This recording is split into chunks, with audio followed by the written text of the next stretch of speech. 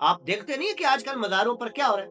یہ اتنی بڑی بڑی آفرز آپ بتائیں وہ محمد کو کیوں کر رہے ہیں کہ اے محمد صلی اللہ علیہ وسلم، اگر آپ کو یہ جو نبوت کی آپ بات کرتے ہیں اس سے آپ کی مراد مال و دولت اکٹھی کرنا ہے تو ہم آپ کو سب سے زیادہ مال آپ کو دے دیتے ہیں، سب سے زیادہ مالدار آپ بن جائیں گے۔ اگر آپ کو سرداری حاصل کرنا چاہتے ہیں تو ہم آپ کو اپنا سردار بنا لیتے ہیں۔ ہمارا المیہ یہ ہے کہ ہم پاکستان میں بیٹھ کر 1450 سال بعد قرآن کو پاکستان کے کلچر پر براہ راست اپلائی کر رہے ہوتے ہیں اور اپنی زندگیوں پر اپلائی کر رہے ہوتے ہیں۔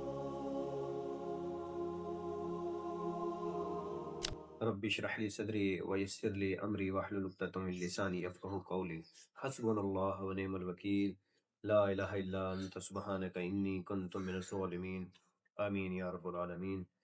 السلام علیکم ورحمۃ اللہ وبرکاتہ۔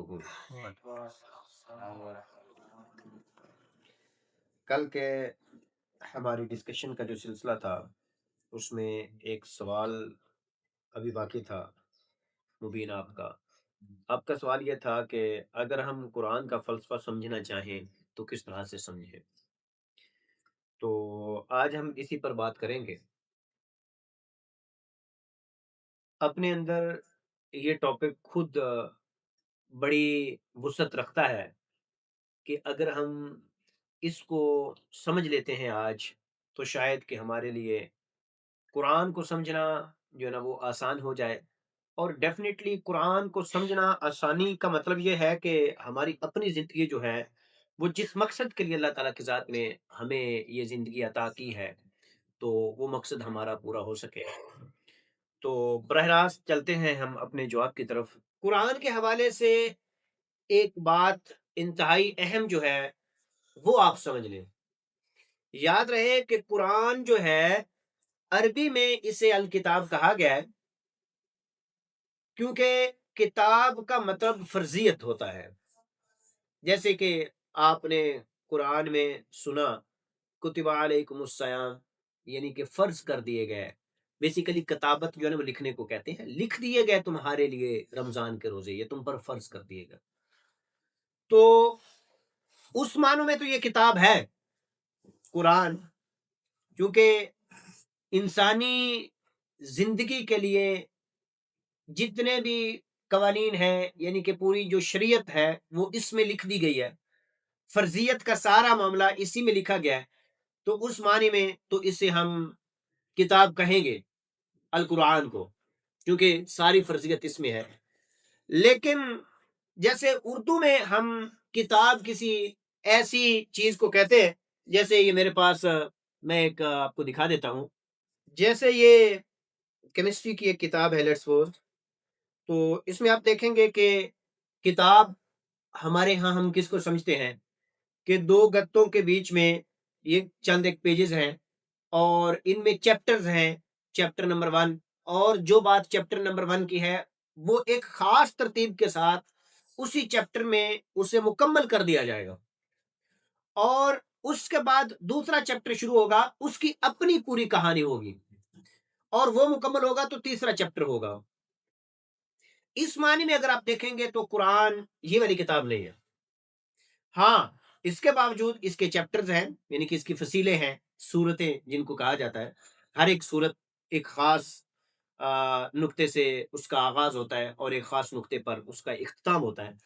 لیکن آپ دیکھیں گے کہ قرآن کی جو صورتیں ہیں، اگر آپ ان کو چیپٹر کہنا چاہیں آپ کی مرضی آپ کہہ دیں، لیکن یہ جو صورتیں ہیں، یہ جو چیپٹرز ہیں، یہ کسی ایک خاص مسئلے کو ایک خاص ترتیب سے ایڈریس نہیں کرتے، دکھنے میں بے ہنگم ہے۔ آپ دیکھیں گے کسی ایک صورت میں بھی مطلب ایک آیت جہاں سے شروع ہوتی ہے اس میں کوئی اور بات ہو رہی ہوگی، تھوڑا آپ آگے جائیں گے تو بالکل ہی اس سے الگ ایک اور بات ہو رہی ہوگی، اس سے آگے جائیں تو تیسرے ڈائریکشن میں ایک اور بات ہو رہی ہوگی، آگے جا کر ممکن ہے پھر کچھ عرصے بعد ایک خاص وہ ترتیب جب آپ گزریں گے تو پھر پہلے والی بات کے ساتھ کوئی ربط ہوگا۔ اوور آل اگر آپ ایک صورت کو دیکھیں گے تو اس میں مختلف چیپٹرز کو مختلف رنگ جو نا وہ دیے گئے، ایک بات ایک جگہ پر مکمل نہیں ہو رہی۔ یعنی کہ اب اگر آپ دیکھیں حضرت موسیٰ علیہ السلام کا قصہ، اگر کوئی دنیاوی کتاب ہوتی تو پھر ایسے ہوتا کہ حضرت موسیٰ علیہ السلام کی پوری زندگی کو ایک صورت میں رکھ دیا جاتا، نوح علیہ السلام کی پوری زندگی کو دوسری صورت میں رکھ دیا جاتا، عیسیٰ علیہ السلام کی پوری زندگی کو تیسری صورت میں رکھ دیا جاتا، ابراہیم علیہ السلام کے لیے الگ سے چیپٹر باندھ دیا جاتا، قیامت کے لیے الگ سے باندھ دیا جاتا، جنت کے لیے الگ سے چیپٹر باندھ دیا جاتا. لیکن قرآن میں ایسا کچھ بھی نہیں. ان میں سے یہ جن چیزوں کا، جن شخصیات کا میں نے نام لیا ہے، آپ دیکھیں گے کہ انہی کے لیے مختلف صورتوں میں مختلف آیات جو موجود ہیں. اب اس چیز کو آپ دیکھیں گے تو ایک عام انسان جو ہے، جب تک کہ وہ قرآن کے، جیسے آپ نے کہا فلسفہ، جب تک کہ وہ قرآن کا فلسفہ نہیں سمجھ لیتا کہ یہ قرآن بیسیکلی ہے کس اسلوب پر، وہ تو اسی میں کھو جائے گا کہ اب ہم بات اس میں سے لے کیسے ہم اپنے مقصد تک پہنچے. تو اس صورت میں یہ قرآن جو ہے، یہ کتاب نہیں. تو پھر یہ کیا ہے؟ اب میں آپ کو، بڑا ہی اہم کوشچن ہے جو یہ آپ نے کیا ہے. اب میں آپ کے سامنے اس کی اصل کہانی رکھتا ہوں، آپ کو سمجھ آ جائے گا انشاءاللہ. اب آپ دیکھیں موئن کہ قرآن جو ہے یہ خطبہ کے اسلوب پر ہے. یہ خطبہ کے اسلوب پر ہے. کیسے؟ آپ دیکھتے ہیں کہ جب ایک خطیب ممبر پر بیٹھتا ہے اور وہ خطابت کرتا ہے، یعنی خطبہ دیتا ہے، تو وہ ایک بات شروع ضرور کرتا ہے، لیکن وہ ساری کی ساری باتیں اسی ایک لے میں نہیں کرتا. وہ اپنی بات آپ کو سمجھانے کے لیے ایک ہی بات کر رہے ہیں، لیکن اس کے ساتھ بے تحاشا باتوں کو منسلک کرتا ہے مثالوں کے طور پر. میں کچھ ایک دو ایگزامپلز آپ کے سامنے رکھ دیتا ہوں. جیسے اب آپ دیکھیں کہ اگر توحید پر ہی بات کر رہا ہو خطیب جو ہے، تو توحید سے سٹارٹ تو کرے گا، لیکن بیچ میں مختلف ایگزامپلز لے کر آئے گا مختلف معاشروں، اور ہر ایک بات کو، ہر ایک ایگزامپل کو وہ بہت وضاحت کے ساتھ نہیں کرے گا. کچھ ایسی باتیں ہوگی ان کو صرف وہ ٹچ کرے گا، ٹچ کر کے گزر جائے گا، کچھ باتوں کی وضاحت کر دے گا. اچھا، اب مثال دیتا ہوں. میں توحید پر بات کرتے کرتے اگر وہ مزاروں کی جو صورتحال ہے آپ کے ہاں، اس پر بات کرے گا، تو آپ کو کیا لگتا ہے؟ چونکہ وہ جن لوگوں سے بات کر رہے ہیں وہ لوگ بھی اسی معاشرے کے ہیں، وہ خود بھی اسی معاشرے کا ہے، اور وہ مثال بھی اسی معاشرے کی دے گا. تو جب اس نے اسی معاشرے کو، اسی معاشرے سے مثال دینی ہے، تو وہ سارے لوگ بھی اس مثال سے واقف ہے، تو اس کو وضاحت دینے کی ضرورت نہیں ہے، بہت زیادہ لمبی ڈیٹیل میں بات کرنے کی اسے ضرورت نہیں ہے. جیسے وہ اتنا ہی کہہ دے گا. آپ دیکھتے نہیں ہیں کہ قبروں پر کیا ہوتا ہے؟ وہ بس اتنی بات کر دے گا. کیا کہے گا؟ آپ دیکھتے نہیں ہیں کہ آج کل مزاروں پر کیا ہو رہا ہے؟ اب جو عوام ہے وہ سمجھتی ہے کہ کیا ہو رہا ہے. یعنی کہ اس خطیب کا یہ ایک اشارہ کر دینا جو ہے نا، وہ کافی ہوگا. وہ جو عوام ہے اس بات کو سمجھتی ہے، اس بات کو سمجھتی ہے. ایک اور ایگزامپل آپ کے سامنے رکھتا ہوں. اگر وہ مثال کے طور پر پچھلے دنوں جو پاکستان اور انڈیا کی وہ ایک جھڑپ ہوئی تھی، اس پر اگر وہ بات کرنا چاہے، یعنی کہ انہی دنوں میں اگر آج وہ جھڑپ مکمل ہوئی، ختم ہوئی، تو دوسرے یا تیسرے دن اگر جمعے میں خطیب خطبہ جو ہے نا وہ دے رہا ہوگا، تو اگر اس نے اس پر بات کرنی ہوگی اس جھڑپ کے حوالے سے، آپ کو کیا لگتا ہے کہ وہ اس کی پوری مثال، پوری وضاحت دے دے گا؟ جی اتنے بجے انڈیا نے فلاں شہر پر، فلاں جگہ پر فلاں قسم کا میزائل داغا، اس کے بدلے میں انہوں نے یہ آپس میں بات چیت کی، یہ کیا، یہ ساری وضاحتیں دے گا؟ نہیں. ممکن ہے وہ صرف اتنی بات کر دے، آپ جانتے ہیں کہ انڈیا اور پاکستان کے معاملات. اب جب اس کا اتنا کہہ دینا، آپ جانتے ہیں انڈیا اور پاکستان کے معاملات کیا چل رہے ہیں، حالات کیا چل رہے ہیں، یہ جو اتنی سی بات ہے، آپ جانتے ہیں یہ جو اتنی سی بات ہے، یہ بات از خود اپنے اندر ایک وضاحت ہے. جو عوام سامنے بیٹھے ہوئے ہیں ان کے لیے اس پر پورا چیپٹر باندھنے کی ضرورت نہیں ہے. لیکن یہاں پر ایک اور سوال بڑا اہم ہے، وہ یہ کہ اب ٹھیک ہے جی، اس خطیب نے تو خطبہ دیتے ہوئے صرف ایک مثال جو ہے نا اس کو کوٹ کر دیا، ایک مثال کو کوٹ کر دیا ریفرنس کے طور پر، اور لوگوں نے سمجھ لیا. اب اسی خطبہ کو اگر لکھ دیا جائے تو 100-200 سال بعد جب لوگ اس کو پڑھیں گے کہ فلاں زمانے میں فلاں خطیب نے یہ بات کی تھی کہ آپ جانتے ہیں پاکستان اور انڈیا کے یہ جو چل رہا ہے، وہ اس وقت کنفیوز ہو جائے گا کہ پتہ نہیں کیا چل رہا تھا، ہمیں تو نہیں پتا کیا چل رہا تھا۔ آپ بتائیں اس وقت اس کو اس بات کی سمجھ کیسے آئے گی؟ یہ سوال ہے۔ آئیں میں اس سوال کا اب آپ کو جواب دیتا ہوں کہ اس کو اس بات کی سمجھ کیسے آئے گی۔ بالکل ہماری مثال ویسی ہے۔ آج کم و بیش 1450 سال بعد ہم بیٹھے یہ قرآن پڑھ رہے ہیں جو 1450 سال پہلے رسول اکرم صلی اللہ علیہ وسلم پر نازل ہوا، جزیرہ نما عرب میں، عربین پیننسولا میں، اور اس میں بے تحاشا خطابت کی ایسی مثالیں موجود ہیں۔ اللہ تعالیٰ کے ساتھ کہتے ہیں، دیکھا پھر آدیوں کے ساتھ ہم نے کیا کیا، قوم عاد کے ساتھ، ہم نے قوم ارم کے ساتھ کیا کیا، اصحاب السبت کے ساتھ ہم نے کیا کیا، اصحاب الاخدود کے ساتھ ہم نے کیا کیا۔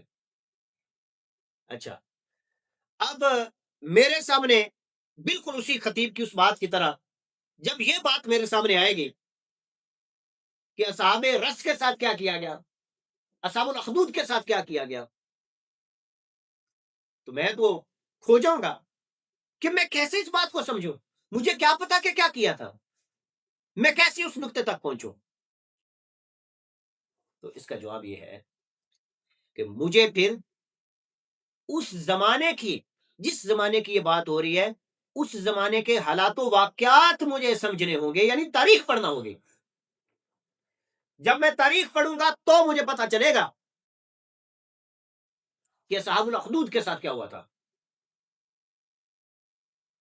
مجھے تاریخ سے، تفسیر سے اور احادیث سے سیکھنا ہوگا اس چیز کو۔ قرآن نے تو صرف اتنا اشارہ دے دیا کہ اصحاب الاخدود کے ساتھ ہم نے کیا کیا، یا اصحاب الاخدود کا واقعہ کیا ہے، نہ ہونے کے برابر جو اس کی وضاحت ہے وہ دی۔ اور پھر مجھے پتا چلے گا کہ یہ تو رسول اکرم صلی اللہ علیہ وسلم کی حدیث ہے ایک پوری، جو اس کی وضاحت کرتی ہے کہ ایک متشدد یہودی بادشاہ نے کم و بیش 20,000 عیسائیوں کو ایک ساتھ آگ کا وہ ایک گڑھا کھودا اور اس میں آگ جلائی اور ان کو زندہ جلا دیا۔ یہ واقعہ اصحاب الاخدود۔ اس کا مطلب یہ ہوا کہ قرآن جو ہے یہ ایک ایسی کتاب نہیں ہے جس کے چیپٹرز باندھے جائیں گے اور ہر ایک چیز کی وضاحت کی جائے گی۔ یہی اگر اصحاب اخدود کا واقعہ آپ اپنی کتاب کہیں لکھیں تو آپ اس کو صرف ریفرنس کے طور پر کوٹ نہیں کریں گے، آپ اس کی پوری وضاحت وہاں پر لکھیں گے، پوری وضاحت مطلوب ہے۔ لیکن قرآن ایسی وضاحتیں آپ کو نہیں دیتا۔ کیوں نہیں دیتا؟ اس کی وجہ کیا؟ اس کی وجہ یہ ہے کہ قرآن جو ہے جب نازل ہوا تو یہ خطبہ کے اسلوب پر تھا۔ اب آپ سمجھیں گے کہ جب خطیب جو ہے وہ اپنے سامعین سے بات کر رہا ہوتا ہے، مخاطب ہوتا ہے، تو وہ کیا کرتا ہے، وہ ایک بات کا آغاز کرتا ہے، اس کی سپورٹ میں اس بات کو سمجھانے کے لیے مختلف ایگزامپلز کوٹ کرتا ہے۔ لیکن وہ ایگزامپلز کہاں سے لیتا ہے؟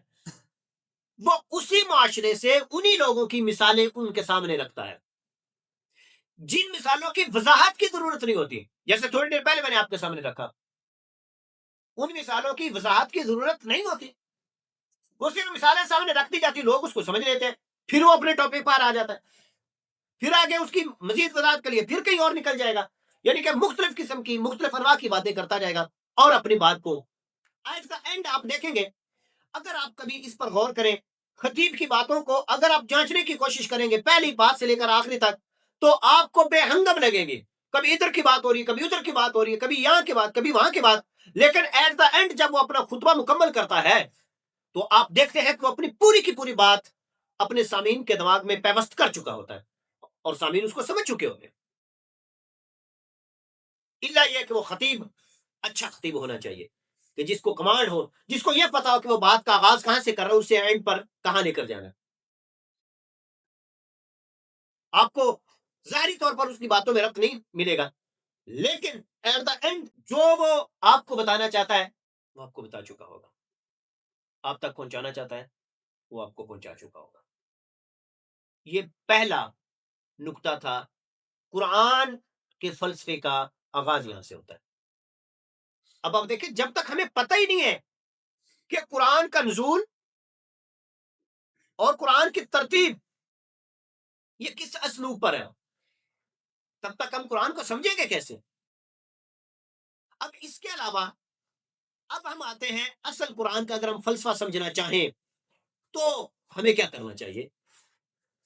اس کے لیے جی سب سے پہلے جو سب سے اہم چیز ہے وہ حالات و واقعات عرب کے، جن حالات میں یہ قرآن نازل ہوا ان کو سمجھنا بہت ضروری ہے، بہت ضروری ہے، ان کو سمجھنا بہت ضروری ہے۔ جب تک آپ ان حالات و واقعات کو نہیں سمجھتے، آپ وہاں تک نہیں چلے جاتے روحانی طور پر، تب تک آپ قرآن کو سمجھ ہی نہیں سکتے۔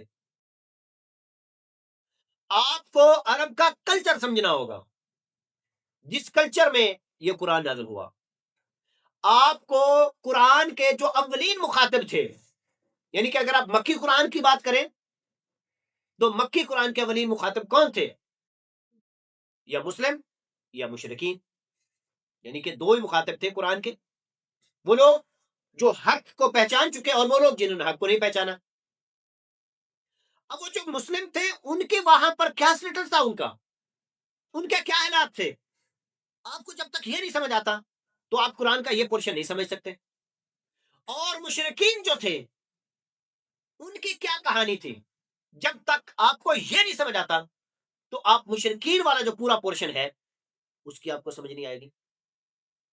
میں چاہوں گا کہ اپنی بات کی مکمل وضاحت کے لیے میں آپ کے سامنے مشرکین کا کے چند ایک پہلو آپ کے سامنے رکھوں، تاکہ آپ کو پتا چلے کہ یہ قرآن کن کے ساتھ مخاطب تھا، وہ کون تھے۔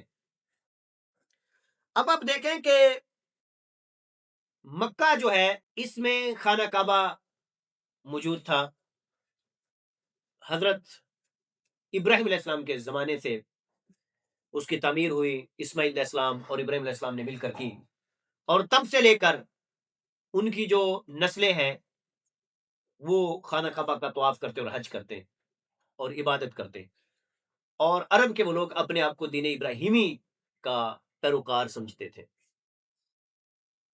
لیکن وقت کے گزرنے کے ساتھ بنو خزاع قبیلہ جو یمن سے معرب کا بند ٹوٹنے کے بعد ہجرت کر کے مکہ کی طرف آیا، انہوں نے مکہ کے رہنے والے، مکہ میں دو قومیں آباد تھیں، ایک قحطانی عرب اور ایک عدنانی عرب، یعنی کہ بنو جرہم اور حضرت اسماعیل علیہ السلام کی اولاد۔ بنو جرہم جو قبیلہ تھا، قحطانی عرب جو تھے، ان کا تسلط تھا، ان کی سرداری تھی مکہ پر۔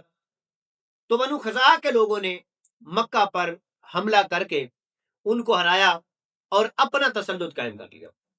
اب ان میں ایک شخص تھا عمرو بن اللحی، تاجر تھا، بڑی روحانی پرسنالٹی تھی ان کے ہاں، بہت ہر دل عزیز شخص تھا۔ وہ جاتا ہے شام کی طرف، وہاں سے ایک بت لے آتا ہے۔ میں بڑا شارٹ کر کے اس بات کو، چونکہ اس تاریخ کو میں ڈسکس نہیں کرنا چاہتا، آپ کے سامنے عربوں کے حالات و واقعات رکھنا چاہتا ہوں۔ وہ بت لے کر آتا ہے اور خانہ کعبہ کی چھت پر یا سین میں اسے نصب کر دیتا ہے۔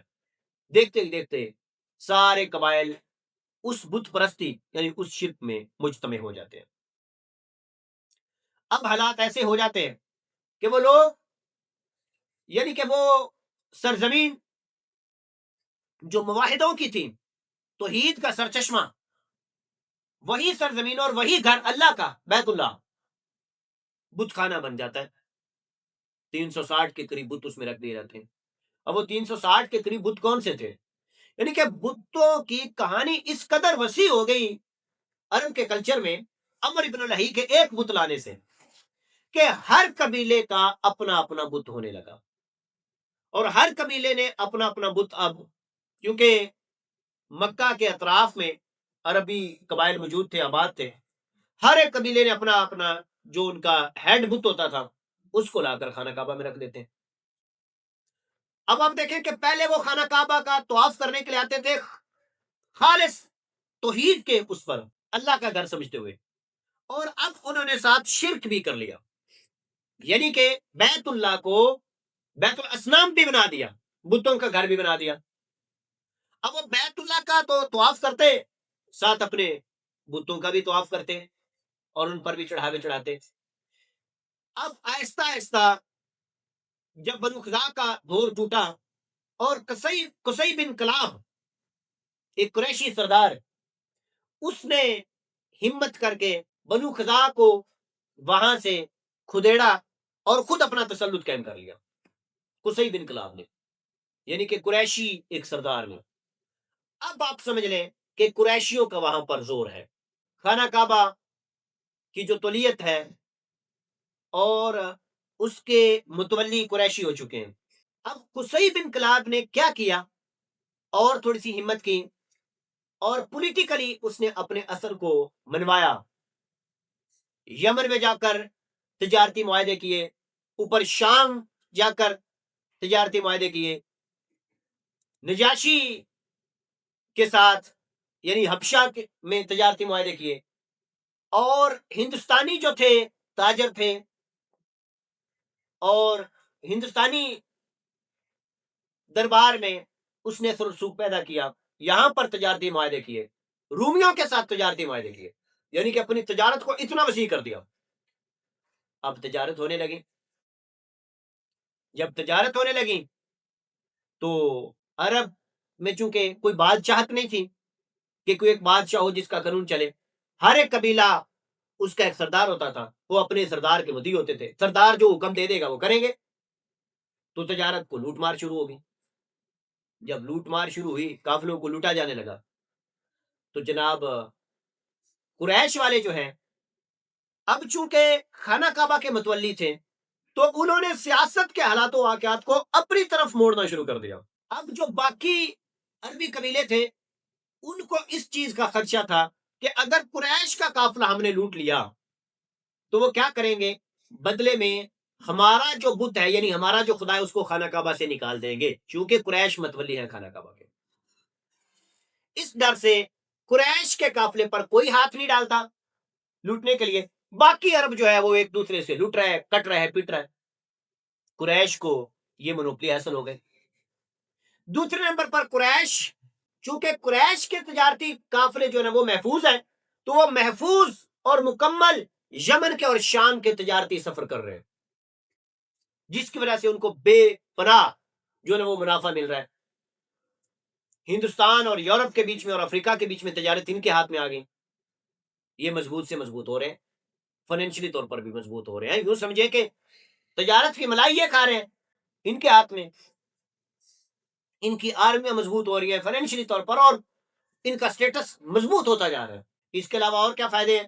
اور یہ فائدے ہیں چونکہ یہ مکہ میں رہنے والے ہیں تو پورے عرب سے جو لوگ طواف کرنے کے لیے یعنی کہ خانہ کعبہ کا طواف کرنے کے لیے اور اپنے بتوں کی زیارت کرنے کے لیے آتے ہیں، وہ وہیں پر اکٹھے ہوتے ہیں، اور جو مکہ ہے اس کو ایک انٹرنیشنل سٹی ہونے کا جو ہے وہ اعزاز ملتا ہے، اور ٹریڈ مرکز بن جاتا ہے، ٹریڈ سینٹر بن جاتا ہے، تجارتی مرکز، اس کا بھی فائدہ انہیں کو۔ تیسرے نمبر پر اور کیا فائدہ ہے؟ جی اور فائدہ یہ ہے کہ وہ لوگ جو کہ مختلف قبائل ہیں وہ اپنے بتوں کی زیارت کے لیے آتے ہیں کافروں کی صورت میں، تو آ کر وہ کیا کرتے ہیں، اپنے بتوں پر چڑھاوے چڑھاتے ہیں، تو ڈیفینیٹلی وہ تو چڑھا کر چلے جاتے ہیں۔ وہ چڑھاوے کس کے خزانوں میں ہیں؟ چلے مکہ کے خزانوں میں، تو مکہ کے متولی کون ہے؟ قریش، ان کے بھی انہیں کو فائدے ہو رہے ہیں۔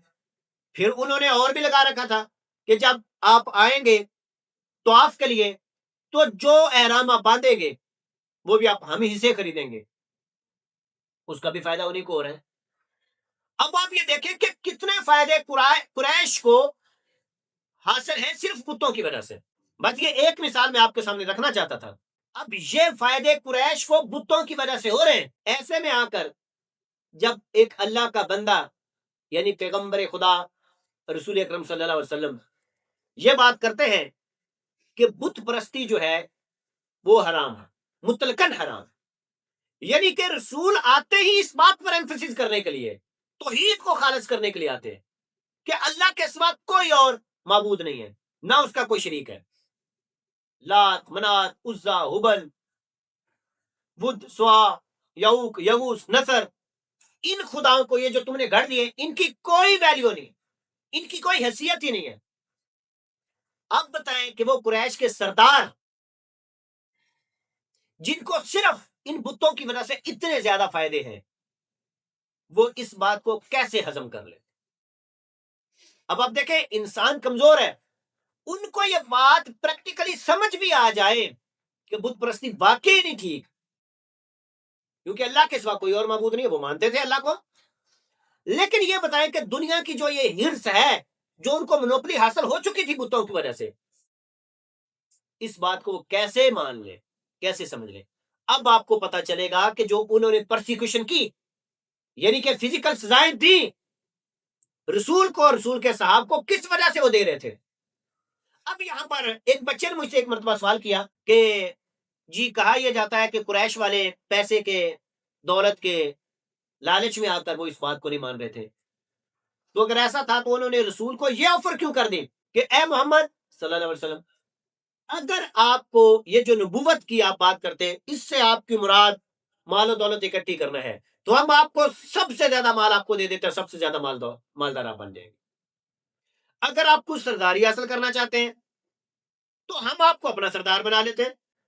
اگر اس سے مراد کچھ اور ہے تو ہم آپ کو وہ عطا کر دیتے ہیں. میں بات کو شارٹ کر رہا ہوں. یہ اتنی بڑی بڑی آفرز آپ بتائیں وہ محمد کو کیوں کر رہے ہیں؟ آپ کو کیا لگتا ہے کیوں کر رہے ہیں؟ وہ یہ چاہتے ہیں کہ آپ جو بھی لیتے ہیں لے لیں، بس ایک بات یعنی یہ کرنا چھوڑ دیں، بتوں کو برا بلا کہنا چھوڑ دیں. کیونکہ اگر آپ ایسا کہتے رہیں گے تو لوگ اگر بتوں کو نہیں مانیں گے تو ان کے جو خدا خانہ کعبہ میں پڑے ہوئے ہیں ان کو آپ ان کی ویلیو ختم کر دیں گے. تو کل ہمارے ساتھ کیا ہوگا؟ یہ جو ابھی ہماری منوپلی ہے، ہم تو اس وجہ سے ان کو ڈرا کر تو ہم پر حملہ نہیں کرتے اور ہمیں تنگ نہیں کرتے. تو جب ان کو یہ پتا چل جائے گا کہ بتوں کی کوئی ویلیو نہیں ہے تو پھر ہماری کیا حیثیت رہے گی؟ پھر تو ان کا وہ ڈر ہی ختم ہو گیا کہ ہمارے خدا کو خانہ کعبہ سے نکال دیا جائے گا. یہ صرف ایک ایگزامپل میں نے آپ کے سامنے رکھی ہے. اب آپ سمجھیں کہ قرآن ایسے حالات میں قرآن نازل ہو رہا ہے. آپ کو کیا لگتا ہے کہ قرآن جن کے ساتھ مخاطب ہے اولین، یعنی کہ عرب کے لوگ، جب تک آپ ان کو قرآن کو اس کنٹیکسٹ میں نہیں سمجھ لیتے، جیسے کہ اب رسول اکرم صلی اللہ علیہ وسلم کی نبوت کی جو زندگی ہے، یعنی 610 سے لے کر 610 عیسوی سے لے کر 632 تک کی جو ہے کم و بیش 23 سال کی جو زندگی ہے، اب آپ صلی اللہ علیہ وسلم کے وہ 23 سال انہی حالات کو ٹیکل کرنے میں، انہی لوگوں کو ایڈریس کرنے میں گزرے، اور انہی حالات میں قرآن نازل ہوا، وقفہ بوقفہ، لمحہ بلمحہ، انہی حالات کو ٹیکل کرنے میں قرآن نازل ہوا. پورے کا پورا قرآن رسول صلی اللہ علیہ وسلم اور مکہ کے اور مدینہ کے لوگ بالخصوص، یا آپ یوں کہہ لیں کہ اولاً عرب کے جو لوگ تھے ان کو ایڈریس کرنے میں وہ پورا کا پورا قرآن جو ہے وہ نازل ہوا. اب مبین صاحب آپ مجھے یہ بتائیں کہ آج میں یہاں پر پاکستان میں بیٹھ کر 1450 سال بعد اس قرآن کو سمجھنا چاہتا ہوں، میں اپنے معنی اس کو دینا شروع کر دوں گا، تو کیا یہ اس کے ساتھ انصاف ہوگا؟ نہیں. اولاً آپ کو اگر اسے قرآن کو سمجھنا ہے تو رسول اکرم صلی اللہ علیہ وسلم کے بالخصوص وہ 23 سال اور بالعموم ابراہیم سے علیہ السلام سے لے کر قصی بن کلاب اور قصی بن کلاب سے لے کر رسول اکرم صلی اللہ علیہ وسلم کے تک کے جتنے حالات و واقعات ہیں، جتنے سیاسی، مذہبی اور معاشی جو کچھ وہاں پر تبدیلیاں آتی رہی ہیں، جب تک آپ ان کو نہیں سمجھ لیتے تب تک آپ کو قرآن کا فلسفہ سمجھ میں نہیں آنے والا. یہ جو لوگ کہتے ہیں نا کہ جی قرآن جو ہے اس کو آپ میں ترجمے سے پڑھتے جائیں جی ہمیں سمجھ آتا جاتا ہے، ٹھیک ہے، قرآن کو اللہ تعالیٰ کے ذات نے سمجھنے کے لیے بہت آسان کتاب بنایا ہے. لیکن سر میرا آپ سے سوال ہے کہ یہ خطبہ کے اسلوب پہ ہے. یہ کون سی ایک کتاب ہے کہ جس کا ایک چیپٹر یہاں سے شروع ہوتا ہے اور یہاں پر اس کا اینڈ ہو جاتا ہے اور آپ کو ایک پوری ترتیب میں مل جائے گا؟ اس خطبہ کو اگر آپ نے سمجھنا ہے، پھر سے اسی ایگزامپل کی طرف آئے. میں نے کہا تھا کہ اگر ایک خطیب یہ کہتا ہے کہ جی آپ جانتے ہیں کہ انڈیا اور پاکستان کے جو حالات چل رہے ہیں یہ صرف اتنی سی اس نے بات کی ہے، کوئی وضاحت نہیں دی۔ یہ خطبہ اگر چھپ جاتا ہے تو آج سے 200 سال بعد جو آنے والی نسل ہے، اگر اس خطبے کے اس جملے کو پڑھ لیتی ہے کہ آپ جانتے ہیں پاکستان اور انڈیا کے حالات، تو وہ تو پریشان ہو جائے گا، ہمیں تو نہیں پتا کیا تھے۔ اب اگر وہ اس بات کو سمجھنا چاہتے ہیں تو اس کو آج کی یہ تاریخ جو ہے وہ پڑھنا پڑے گی کہ اس دور میں جب یہ خطیب یہ بات کر رہا تھا تو اس وقت پاکستان اور انڈیا کے کیا حالات تھے، کیا بات چل رہی تھی۔ اور بالخصوص اگر وہ ان ڈیٹس کو دیکھ کر ان ڈیٹس میں جا کر پیچھے دیکھیں تو پتا چلے گا اچھا یہ حالات چل، نہیں تو 200 سال بعد ایک شخص اس کو اپنی زندگی پر اپلائی کر کے بیٹھ جائے کہ لو جی یہ ہوگا، مطلب تو یہ پھر اس خطبے کے ساتھ زیادتی ہو جائے گی۔ تو قرآن کے لیے بھی جو لوگ کہتے ہیں کہ بہت آسان ہے، وہ آسان اس طرح سے نہیں ہے کہ جی آپ نے آنا ہے اور اس کا ترجمہ پڑھنا شروع کر دینا، آپ کو سمجھ آ جائے گی، نہیں۔ اور ایک اور بات، دوسری اہم بات، ایک تو میں نے تاریخ کی کر دی، کلچر کی کر دی، جو عربی ہے ان کے زمانے کی عربی زبان، گرامر، اس کو سمجھنا بھی بڑا ضروری ہے۔ اس زمانے کی، جس زمانے میں قرآن نازل ہوا ہے، اس زمانے کی عربی جو ہے اس کو سمجھنا بھی بہت ضروری ہے۔ جب تک آپ اس عربی کو نہیں سمجھتے، اس زبان کو نہیں سمجھتے، تب بھی آپ کو قرآن ٹھیک سے سمجھ نہیں آئے گا۔ اب یہ جو کہا گیا کہ قرآن سمجھنے کے لیے بہت آسان ہے، اس میں کوئی شک نہیں، بہت آسان ہے، لیکن کیسے؟ کہ جب اس کے آپ سارے وسائل اکٹھے کر لیں، تاریخ سمجھ لیں، کلچر سمجھ لیں، رسول اکرم صلی اللہ علیہ وسلم کی پوری سیرت سمجھ لیں، تب پھر قرآن بہت آسان ہے سمجھے۔ کیونکہ اولین مخاطب جو ہیں وہ عرب تھے، تو آپ یوں سمجھ لیں کہ قرآن کا جو خطاب ہے وہ بالخصوص عربوں کے ساتھ ہے، ان سے کنورسیشن ہو رہی ہے، تو ہمیں قرآن کو اس لیول پر سمجھنا ہوگا، پھر اس کو وہاں سے ہم اپنی زندگیوں پر اپلائی کریں گے۔ قرآن میں بے تحاشا ایسی آتے ہیں، بے تحاشا ایسی آتے ہیں، لوگ ان کو کیا کرتے ہیں، اپنی طرف جو ہے نا وہ موڑ دیتے ہیں، حالانکہ ان کا کانٹیکسٹ جو ہوتا ہے وہ تاریخ میں سے ہے، آپ کو اسے وہاں پر جا کر سمجھنا ہوگا۔ جی، اگر آپ اس کو اس لیول پر جا کر سمجھتے ہیں تو آپ یوں سمجھ لیں کہ قرآن کا فلسفہ آپ کو سمجھ آنا شروع ہو جائے گا۔ اور اگر کوئی شخص قرآن کو سمجھنے کے لیے یہ والا راستہ اختیار نہیں کرتا، آج پھر میں ایک دعویٰ کرتا ہوں، دعویٰ یہ ہے کہ آپ جتنا مرضی اس کو پڑھ لیں، قرآن کو جتنی بار مرضی پڑھ لیں، آپ اس کے اصل مفہوم تک نہیں پہنچ سکتے جب تک کہ آپ اس کو ان حالات میں نہیں دیکھ لیتے۔ ہمارا المیہ یہ ہے کہ ہم پاکستان میں بیٹھ کر 1450 سال بعد قرآن کو پاکستان کے کلچر پر براہ راست اپلائی کر رہے ہوتے ہیں اور اپنی زندگیوں پر اپلائی کر رہے ہوتے ہیں، جو کہ اس کے ساتھ زیادتی ہے۔ نہیں، اس کو اس کلچر میں رکھ کر سمجھنا ہوگا، ان حالات میں رکھ کر سمجھنا ہوگا، پھر ہمارے لیے رہنمائی ہے۔ وما علینا الا البلاغ المبین۔